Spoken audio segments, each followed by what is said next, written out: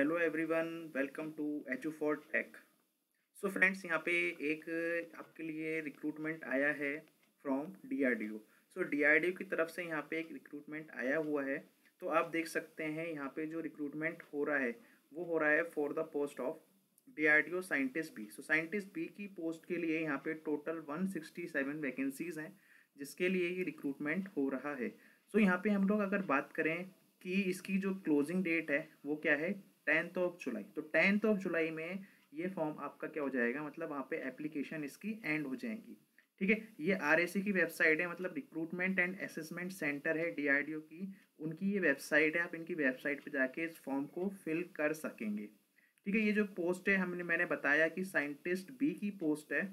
और यहाँ पे अप्रोक्सीमेटली आप देख सकते हो कि अगर सैलरी की बात करें तो 80,000 पर मंथ आपका होता है यहाँ पे। ठीक है, और उसके बाद देखो ये जो रिक्रूटमेंट है ये हमारे पास क्या है, 3 कैटेगरी में डिवाइडेड है। तो हमारे पास यहाँ पे पार्ट 1 है, ठीक है, जिसकी 3 यहाँ पे डिसिप्लिन्स ली गई हैं।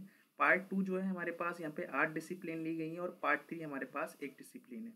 और यहाँ पे जो हमारे पास ये जो पार्ट 1 है, ठीक है, हम लोग डिस्कस कर लेते हैं यहाँ पे हमारे पास जो जो पार्ट है। पार्ट 1 की बात करें तो पार्ट 1 हमारे पास क्या है, यहाँ पे देख सकते हो कि यहाँ पे पहली बात क्या है कि यहाँ पे ये वैलिड स्कोर के बेसिस पे क्या होगा, ये शॉर्ट लिस्टेड करेंगे। ठीक है, उसके बाद क्या होगा, जो भी शॉर्ट लिस्टेड कैंडिडेट्स होंगे उनका डिस्क्रिप्टिव एग्जामिनेशन होगा जो इन्होंने सिलेबस मेंशन कर रखा है एज पर यूपीएससी। फिर उसके बाद जो भी शॉर्ट आउट होंगे, जो भी शॉर्ट लिस्टेड कैंडिडेट होंगे उनका क्या होगा, यहाँ पे पीआई मतलब यहाँ पे उनका इंटरव्यू कंडक्ट होगा। ठीक है, तो उसके लिए देखते हैं कि यहाँ पे कौन कौन सी डिसिप्लिन इन्होंने क्या करी हैं इस पार्ट 1 के लिए। ठीक है, इस पार्ट 1 के लिए यहाँ पे अलाउ कर रखी हैं। सबसे पहले है इलेक्ट्रॉनिक्स एंड कम्युनिकेशन इंजीनियरिंग। तो टोटल यहाँ पे 37 वैकेंसीज हैं, आप देख सकते हो यहाँ पे। और यहाँ पे क्वालिफिकेशन की बात करें तो सबसे पहले यहाँ पे जो है कि बीटेक होना जरूरी है। ठीक है, और फर्स्ट क्लास की बीटेक डिग्री होनी बहुत ज़रूरी है। उसके बाद क्या है, यहाँ पे सेकंड कंडीशन ये है कि कोई सी भी, ये जो 2 कंडीशन दे रखी हैं इनमें से कोई सी भी एक कंडीशन यहाँ पे फुलफिल होनी चाहिए। या तो आपका गेट क्वालिफाइड हो या फिर आपके पास क्या हो, आईआईटी या एनआईटी से 80% एग्रीगेट मार्क्स होना चाहिए उस डिग्री में। ठीक है, और गेट मैंने बात की कि यहाँ पे गेट का स्कोर भी आपका चल जाता है अगर आपके 80% नहीं है आईआईटी या फिर एनआईटी से। ठीक है, तो ये भी हमारा चल जाता है यहाँ पे। ठीक है, तो उसके बाद देखो ये हमारे पास डिफरेंट्स क्या हैं, इनकी जो सब्जेक्ट्स हैं, ठीक है, या फिर इक्विवेलेंट हमारे पास ये सब्जेक्ट्स हैं जो क्या है अलाउड है। अगर आपकी डिग्री इनमें से किसी भी, कह सकता हूँ कि किसी से भी रिलेटेड है तो आप क्या कर सकते हो, इस फॉर्म के लिए एलिजिबल हो। ठीक है, उसके बाद देखो हमारे पास जो नेक्स्ट कैटेगरी आती है, मतलब नेक्स्ट डिसिप्लिन जो इस पोस्ट के लिए एलिजिबल है वो है मैकेनिकल इंजीनियरिंग। तो मैकेनिकल की यहाँ पे टोटल कितनी वैकेंसीज है, 35 टोटल वैकेंसीज हैं। उसके बाद क्या है कि फर्स्ट क्लास डिग्री आपकी क्या होनी चाहिए, बैचलर डिग्री होनी ज़रूरी है। और इसमें भी सेम कंडीशन है कि हमारा गेट क्वालिफाइड होना चाहिए, या फिर अगर आप आईआईटी या फिर एनआईटी से हो तो आपका 80% एग्रीगेट मार्क्स होना ज़रूरी है। और यहाँ पे जो इन्होंने अलाउ कर रखी हैं वो है मैकेनिकल इंजीनियरिंग की degree, mechanical and automation, mechanical and production. तो ये लोग क्या है यहाँ पे एलिजिबल हैं इस फॉर्म के लिए। उसके बाद आप देख सकते हो कि पार्ट 3, तो पार्ट 3 के लिए हमारे पास जो ब्रांच है वो है computer science and engineering discipline. और यहाँ पे टोटल कितनी वैकेंसीज हैं, 31 यहाँ पे टोटल वैकेंसीज है कंप्यूटर वालों के लिए। और इनके लिए भी क्या है, सेम ही क्राइटेरिया है जो इलेक्ट्रॉनिक्स और मैकेनिकल वालों के लिए है। और ये क्या है, अगर आपके पास इनमें से किसी भी इस नाम से आपके पास डिग्री है तो आप एलिजिबल हो इस टाइप 1 के लिए। ठीक है, तो हमारे पास क्या हो गया, टेबल 1 में हमारा पार्ट 1 हो गया था। अब हमारे पास क्या है कि हमारे पास जो पार्ट 2 है, तो पार्ट 2 में हमारे पास यहाँ पे टोटल, जैसा मैंने आपको बताया कि टोटल यहाँ पे हमारे पास कितनी वैकेंसीज हैं। टोटल हमारे पास यहाँ पे आप देख सकते हो कि यहाँ पे क्या है कि जो आपका जो यहाँ पे जो सिलेक्शन होगा, जो शॉर्ट लिस्टिंग होगी वो on the basis of GATE score होगी। यहाँ पे आपका कोई भी रिटन एग्जाम नहीं होगा जो पार्ट 1 के लिए हो रहा था, और इस बेसिस पे आपका क्या होगा फिर पीआई कंडक्ट कराया जाएगा। तो यहाँ पे कौन कौन सी एलिजिबल ब्रांच है, तो आप देख सकते हो पहली आपके पास इलेक्ट्रिकल इंजीनियरिंग। अगर आप इलेक्ट्रिकल इंजीनियरिंग के स्टूडेंट हो और टोटल वैकेंसीज कितनी है, 12 है। और अगर आपके पास क्या है फर्स्ट क्लास बैचलर डिग्री है और आपके पास क्या है एक बहुत ही अच्छा गेट स्कोर है, तो आप इस फॉर्म को फिल कीजिए। आपका डायरेक्टली क्या होगा, शॉर्ट लिस्ट अगर होते हो अपने गेट स्कोर पे तो आपको यहाँ पे पीआई के लिए बुलाया जाएगा। तो ये सारी क्या है इसकी, यहाँ पे आप डिसिप्लिन देख सकते हो कि ये सारी डिग्रीज हैं जो क्या है ये लोग मतलब मांग रहे हैं इस चीज़ के लिए। उसके बाद आप देख सकते हो 5th नंबर पे हमारे पास है, मतलब पार्ट 2 में हमारे पास material engineering and engineering metallurgy engineering है। टोटल यहाँ पे 10 वैकेंसीज है। सेम इसके लिए गेट स्कोर होना ज़रूरी है। और यहाँ पे देख सकते हो आप कि यहाँ पे हमारे पास क्या है, ये ब्रांचेज हैं जो इसके लिए क्या है आप एलिजिबल हो, ठीक है, ये कैंडिडेट्स एलिजिबल हैं। उसके बाद देख सकते हो कि फिजिक्स वाले भी बच्चे भी यहाँ पे क्या कर सकते हैं, एलिजिबल हैं। यहाँ पे टोटल 8 वैकेंसीज हैं, ठीक है। सेम इनके लिए क्या है, एक वैलिड गेट स्कोर होना बहुत ज़रूरी है। और उनकी डिग्री किस में होनी चाहिए, फर्स्ट क्लास में। उसी तरह से केमिस्ट्री की भी टोटल यहाँ पे 7 वैकेंसीज हैं, chemical engineering 6 vacancies, aeronautical 4, mathematics की भी 4, और सिविल की यहाँ पे कितनी है, 3 वैकेंसी। तो सिविल की यहाँ पे कितनी वैकेंसीज हैं हमारे पास, सिविल की यहाँ पे सिर्फ और सिर्फ 3 वैकेंसीज हैं। और यहाँ पे भी क्या है, आपका गेट स्कोर यहाँ पे मांगा जा रहा है, ठीक है। तो ये भी गेट स्कोर के बेसिस पे ही आपको क्या करेंगे, इंटरव्यू कॉल करेंगे। और टोटल सिर्फ और सिर्फ 3 वैकेंसीज हैं। और ये सारी क्या है, डिसिप्लिन हैं, या फिर इनमें से किसी भी आपके पास कोई सी भी डिग्री है तो आप क्या कर सकते हो, इस फॉर्म को अप्लाई कर सकते हो। और आपके गेट के स्कोर पे ये डायरेक्ट आपको शॉर्ट लिस्ट करेंगे और फिर आपका इंटरव्यू कंडक्ट होगा। अब हमारे पास इसका पार्ट 3 आता है। तो पार्ट 3 किसके लिए, यहाँ पे जो भी आपके परसेंटेज नेट में आए हैं और नेट के बेसिस पे क्या करेंगे, पीआई कंडक्ट कराएंगे। तो ये साइकोलॉजी की पोस्ट है, ठीक है। हमारे यहाँ पे ये वाली पोस्ट तो मतलब कह सकते हैं बीइंग इंजीनियरिंग स्टूडेंट तो ये हमारे लिए किसी काम की नहीं है। उसके बाद देखो यहाँ पे क्या चीज़ लिखी गई है, यहाँ पे एक बात लिखी गई है कि जो भी कैंडिडेट अपियर होते हैं या जो फाइनल ईयर के स्टूडेंट्स हैं या फिर फाइनल सेमेस्टर में हैं, ठीक है, और जिनका फाइनल एग्जामिनेशन अभी क्या हो रहा है, डिले हो रहा है, और अगर वो क्या एक्सपेक्ट कर रहे हैं कि अगर उनकी फर्स्ट क्लास डिग्री आती है, अगर वो एक्सपेक्ट कर रहे हैं तो वो इस फॉर्म को पब्लिक मतलब फिल कर सकते हैं, ठीक है। 31 अगस्त 2020, मतलब आप अगर फाइनल ईयर के स्टूडेंट हो और आपने गेट का एग्जाम दे रखा है, ठीक है, इससे गेट का एग्जाम जरूरी है। अगर आपने गेट का एग्जाम दे रखा है और आप फाइनल ईयर में हो और आप एक्सपेक्ट कर रहे हो कि जो भी आपकी इंस्टीट्यूट की नॉर्म्स है, अगर आप उसके अकॉर्डिंग, उस नॉर्म्स के अकॉर्डिंग आप फर्स्ट डिग्री में आते हो, फर्स्ट क्लास डिग्री आपको मिलती है, तो आप इस फॉर्म को फिल कर सकते हो, ठीक है। उसके बाद क्या है यहाँ पे, तो यहाँ पे उसके बाद क्या है हमारे पास इंपॉर्टेंट क्या है कि फर्स्ट क्लास डिग्री या फिर इक्विवेलेंट क्या हो सकती है यहाँ पे 60%, अगर ये क्या करेंगे मानेंगे अगर उस इंस्टीट्यूट में नहीं दिया हुआ है। और जीपीए की बात करें तो यहाँ पे 6.75 फॉर अ 10 पॉइंट स्केल के लिए है, ठीक है, एज पर क्या है AICTC हमारे पास गाइडलाइंस के थ्रू। उसके बाद हमारे पास, ठीक है, उसके बाद हमारे पास जो है यहाँ पे नेक्स्ट इंपॉर्टेंट वो है कि एकेडमिक रिक्वायरमेंट क्या है। तो आप यहाँ पे देख सकते हो कि यहाँ पे क्या है, हमारे हमने देखा कि यहाँ पे टेबल 1 में हमने 3 पार्ट देखे, पार्ट 1, पार्ट 2, पार्ट 3। जिसमें पार्ट 1 में क्या है, पहली रिक्वायरमेंट तो है कि हमें क्या चाहिए, यहाँ पे गेट स्कोर चाहिए और साथ में एक वैलिड स्कोर होना चाहिए गेट का। तो कौन कौन सा स्कोर कार्ड है, देखो 2018, 2019, 2020, ये 3 साल के ही आपके गेट स्कोर माने जाएंगे, ठीक है, क्योंकि आपको पता है कि गेट का स्कोर 3 साल वैलिड होता है। तो इसलिए 2018 तक का क्या है यहाँ पे वैलिड है। अगर आपको लगता है कि आपका स्कोर अच्छा है और आप शॉर्टलिस्ट हो सकते हो तो आप इस फॉर्म को फिल कर दीजिएगा, है ना। उसके बेसिस पे क्या होगा, पार्ट 1 के लिए आपको क्या करेंगे, ये डिस्क्रिप्टिव के लिए क्या करेंगे, कॉल करेंगे, ठीक है। उसके बाद आपका पीआई होगा। सेकंड कंडीशन क्या है कि फर्स्ट डिग्री के साथ साथ क्या होना चाहिए, 80% आपके पास मिनिमम एग्रीगेट होना जरूरी है। उसके बाद पार्ट 2 में देखो, पार्ट 2 में हमारे पास क्या है, यहाँ पे जो लिखा है कि गेट एग्जाम होना मतलब गेट क्वालिफाइड होना जरूरी है। यहाँ पे भी क्या है, वैलिड स्कोर है, मतलब 3 साल का ही रहेंगे।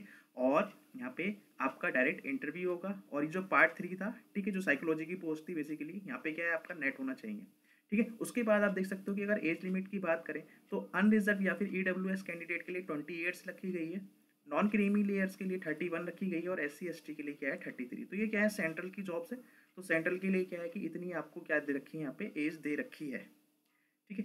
उसके बाद नेशनलिटी की बात कर लेते हैं। यहाँ पे इंडियन सी फॉर्म क्या कर सकते हैं, सिर्फ और सिर्फ इंडियन ही अप्लाई कर सकते हैं। उसके बाद तो आपको पता है कि कैसे फॉर्म को फिल करना है। तो आप क्या करो, इस साइट पे चले जाना, इस साइट पे चले जाना और वहाँ पे आप लॉगिन करना, रजिस्ट्रेशन करना, लॉगिन करना, और जो भी उनकी रिक्वायरमेंट्स हैं, ठीक है, आपको वो सब कुछ फिल करना होगा, ठीक है। और उसके बाद क्या ध्यान रखना है, हाँ, वहाँ पे क्या करना है आपने, तो वहाँ पे देखो आपको जो भी आपका स्कोर कार्ड है, डॉक्यूमेंट्स हैं, फोटोज़ हैं और जो सिग्नेचर हैं, वो सब कुछ आपने क्या करना है, वहाँ पे अपलोड करना होगा, ठीक है। तो ये तो आपको पता होगा, ठीक है, ये तो आपको पता है क्योंकि आप काफ़ी फॉर्म भर रहे हो अब तक।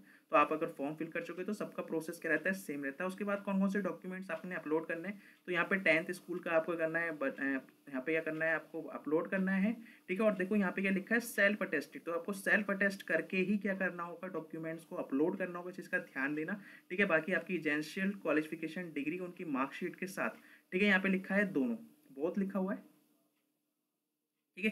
तो यहाँ पे क्या है कि यहाँ पे हम लोग देख सकते हैं, ठीक है। तो both front end reverse side, तो दोनों साइड को आप क्या करना है, यहाँ पे फिल करना है। उसके बाद देख सकते हो कि वैलिड स्कोर कार्ड होना चाहिए, ठीक है, for category 1 part 1 and all other part 2 discipline. और नेट किसके लिए होना चाहिए, आपके लिए पार्ट 3 के लिए होना चाहिए, मैं बता चुका हूँ। और जो लास्ट डेट है आपके फिल करने की वो है 31 अगस्त। तो 31 अगस्त तक आप क्या कर सकते हो, इस फॉर्म को फिल कर सकते हो, ठीक है। उसके बाद क्या है आपके लिए जो मोड रहेगा, पेमेंट का मोड रहेगा, जो जनरल कैंडिडेट्स हैं, ईडब्ल्यूएस के और ओबीसी के कैंडिडेट्स हैं, उनकी जो फीस रहेगी 100 रुपीज़ रहेगी यहाँ पे। और एससी एसटी और पीडब्ल्यू और वुमेन के लिए, ठीक है, वुमेन के लिए भी ध्यान रखना, उनके लिए क्या है, ये फॉर्म बिल्कुल फ्री है। तो वुमेन के लिए ध्यान रखो, ये फ्री है। बाकी एससी एसटी पीडब्ल्यू के लिए भी फॉर्म ये फ्री है। उसके बाद देखो जो इनकी स्क्रीनिंग का प्रोसेस है, तो आप इनकी स्क्रीनिंग देख सकते हो किस तरीके से वो स्क्रीनिंग कर रहे हैं यहाँ पे।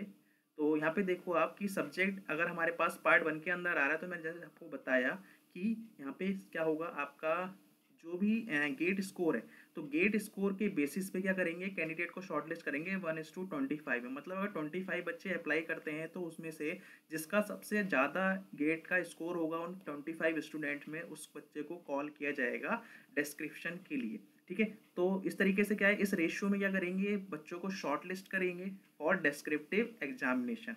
उसके बाद अगर कैटेगरी 2 की बात करते हैं, तो कैटेगरी 2 में क्या होगा, जो भी एलिजिबल है, मतलब ये तो आपके गेट बेसिस पे हो गया। अगर आपके पास आप इस गेट के बेसिस पे नहीं जा रहे हो और आप आईआईटी और एनआईटी के स्टूडेंट हो और आपके 80% मिनिमम मार्क्स हैं, तो जो भी कैंडिडेट्स हैं जिनका मिनिमम 80% एग्रीमेंट मार्क्स है, तो उनको यहाँ पे डायरेक्टली डिस्क्रिप्टिव एग्जामिनेशन के लिए बोला जाएगा। मतलब उनके लिए कोई भी ऐसा कोई प्रोसेस नहीं है, कोई रेशो नहीं है, वो एलिजिबल हैं, डायरेक्ट इसको अप्लाई कर सकते हैं, ठीक है। उसके बाद ये लिखा है कि जो भी स्टूडेंट, मतलब जो कैटेगरी 1 से आ रहे हैं, ठीक है, और जो इस कैटेगरी 2 से आ रहे हैं, तो जो भी डिस्क्रिप्टिव में यहाँ पे क्या होगा, एलिजिबल होगा, उनको क्या करेंगे, यहाँ पे शॉर्ट लिस्ट की जाएगा पीआई के लिए, किस रेशियो में, 1:5। मतलब 5 में से सिर्फ एक ही बच्चा यहाँ पे ये क्या करेंगे, कंसीडर करेंगे, और उनके बेसिस पे क्या होगी, मेरिट को यहाँ पे प्रिपेयर किया जाएगा, ठीक है। अगर बात करें पार्ट 2 वाले की, तो पार्ट 2 में आपको मैंने बताया है कि वहाँ पे डायरेक्ट क्या है, गेट स्कोर के बाद आपको डायरेक्ट कॉल किया जाएगा इंटरव्यू के लिए। तो वहाँ जो रेशियो रहेगा वो 1:5 का रहेगा, ठीक है। बाकी उसी बेसिस पे क्या होगा, कैटेगरी वाइज मेरिट लिस्ट लगेगी। और सब्जेक्ट 3 मतलब पार्ट 3 की बात करें, तो वहाँ भी क्या है, नेट के बेसिस पे 1:5 का रेशियो रहने वाला है, ठीक है। उसके बाद क्या लिखा है, एलिजिबल पीडब्ल्यूडी और एचएच और ओएच से आप कैंडिडेट्स हों, तो उनको पीआई के लिए किया जाएगा only on the basis of GATE score. तो यहाँ पे सिर्फ और सिर्फ गेट स्कोर के बेसिस पे क्या किया है, कॉल किया जाएगा, ठीक है। उनकी कितनी वैकेंसीज हैं, यहाँ पे 3 वैकेंसीज हैं, ठीक है, पार्ट 1 और पार्ट 2 में, ठीक है। उसके बाद जो भी इंफॉर्मेशन होती है, जो भी शॉर्ट लिस्ट होते हैं, उनको इस आरएससी की वेबसाइट से आपको यहाँ पे पता लग जाएगा। अब देखो उसके बाद यहाँ पे दे रखा है कि जो डेस्क्रिप्टिव एग्जाम होगा उसके बारे में यहाँ पे दे रखा है कि डेस्क्रिप्टिव एग्जाम क्या होगा, 2 पेपर होंगे, इसमें 2 पेपर्स होंगे, जिसमें क्या है 3 मार्क्स ऑफ, मतलब टोटल आपका 600 मार्क्स का होगा, और 2 सेशन में कंडक्ट कराया जाएगा, 3 आवर्स रहेगा ईच। सिलेबस क्या रहेगा, सिलेबस आप आरएससी की वेबसाइट से डाउनलोड कर सकते हो, और बिल्कुल इंजीनियरिंग सर्विस एग्जामिनेशन जो मेंस का एग्जाम होता है उसी के जैसा होने वाला है, जो यूपीएससी कंडक्ट कराता है, ठीक है। तो यहाँ पे क्या है, पेपर बेस्ड फॉर्मेट ये एग्जामिनेशन होने वाला है, मतलब यहाँ पे ऑब्जेक्टिव नहीं होगा, यहाँ पे आपका डिस्क्रिप्टिव एग्जाम होना है, इस चीज़ का आपको यहाँ पे ध्यान रखना है। और जो इनके टेंटेटिव जो डिस्क्रिप्टिव एग्जामिनेशन जो सेंटर्स हैं, वो डीआरडीओ सेंटर्स 7 सिटीज़ में, बेंगलुरु, चेन्नई, दिल्ली, हैदराबाद, कानपुर, कोलकाता और पुणे। तो एज़ पर जो भी आपके पास लोकेशंस हैं, वहाँ पे क्या कर सकते हो, इस चीज़ को आप देख सकते हो कि यहाँ पे आपका एग्जाम ये कंडक्ट होने वाला है, ठीक है। तो उनको अपनी फर्स्ट और सेकंड प्रेफरेंस क्या करनी होगी, सेंटर पे फिल करनी होगी, ताकि जो भी आपको लगता है कि जो भी आपके घर के पास है, आप वहाँ पे अपना एग्जाम कराना चाहते हो। उसके बाद क्या है, जो आपको जो लिखी डेट इन्होंने टेंटेटिव है, वो अक्टूबर 2020। तो अक्टूबर 2020 क्या है, डिस्क्रिप्टिव एग्जामिनेशन की टेंटेटिव डेट है। उसके बाद सिलेक्शन प्रोसेस की बात करते हैं, तो सिलेक्शन प्रोसेस मैंने आपको बता दिया है कि जो भी शॉर्ट लिस्टेड कैंडिडेट्स होंगे गेट स्कोर पे, या फिर डिस्क्रिप्टिव एग्जामिनेशन, या फिर परसेंटेज बेस्ड ऑन नेट, उनको पीआई के लिए यहाँ पे बुलाया जाएगा दिल्ली पे, या फिर कोई अदर प्लेसेस में जो भी डीआरडीओ या फिर आरएससी डिसाइड करता है। तो जो ऑफर होगा अपॉइंटमेंट का, जो भी सिलेक्टेड होंगे, ठीक है, वो उस पर बेस होंगे जितनी नंबर ऑफ वैकेंसीज है इन ऑर्डर ऑफ मेरिट। तो अपॉइंटमेंट क्या हो सकता है आपके पास, यहाँ पे क्वालिफाई करना पड़ेगा आपको मेडिकल एग्जामिनेशन, तो आपका मेडिकल भी यहाँ पे होगा, जिसको आपको करना पड़ेगा, क्वालिफाई करने का for the prescribe for group A, ठीक है।